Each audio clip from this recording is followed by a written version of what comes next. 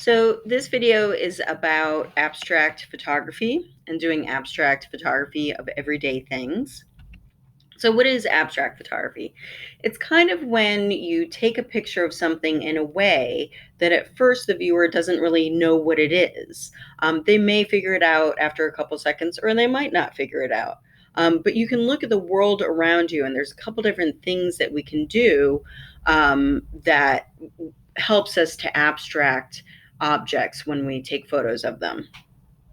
So here we have straws, but they're kind of shot in a way that we're not quite sure what they are at first.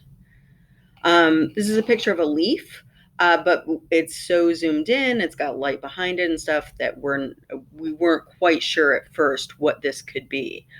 So some tips for creating abstract photos. First is simplicity. Make it as simple as possible. There shouldn't be tons and tons and tons of detail in it. We're kind of trying to reduce things down to like the most important visual aspects of them. Another thing is cropping. Instead of showing the whole leaf, it's going in and getting closer and cropping off the edges so we just see a part of an object. So just seeing a part of an object really helps to abstract it as well. You want to look for shapes, not for subjects. So don't think about, oh, I want to take a picture of, whatever it is. Look at the world around you and start noticing interesting shapes, places, in parts of objects that are around you, or maybe someplace where a bunch of different objects kind of come together. But again, look for strong shapes. And then overall, look for strong visual organization. So those things we've talked about before, like line and shape and texture, positive negative space, repetition, contrast, all those things like that. This is very strong shapes. I'm not even quite sure what it is. It looks like maybe part of a street or something, or like a parking lot next to I don't even really know. I don't know if this is metal or sidewalk or something. But again, it has been cropped down so we don't see the full thing.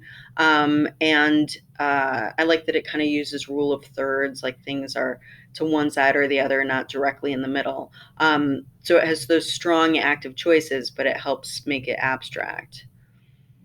Sometimes adding light to something, maybe from the back or from the side to make it look a lot more interesting. This is like the top of a bottle.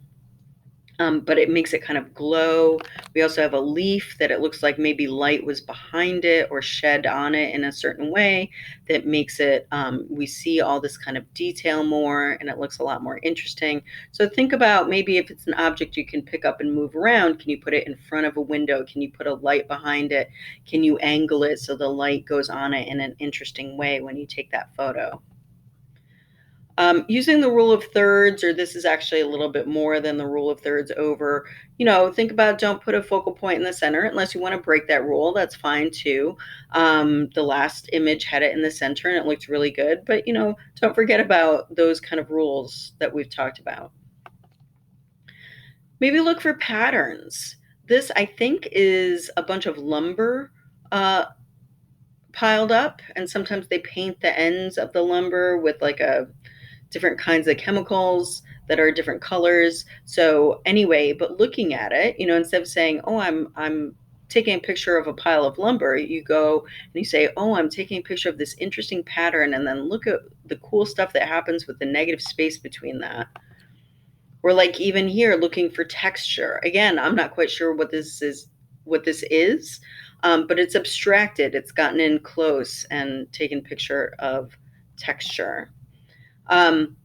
You can zoom in on just parts of larger objects. So these are both cars, but looking for those strong shapes, looking for interesting light, color, those kind of things, details, and they're both photographed in interesting abstracted ways.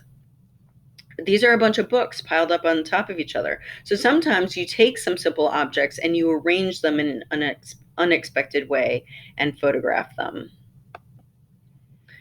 You can layer shadows with objects. So we've got stairs here. Whoops.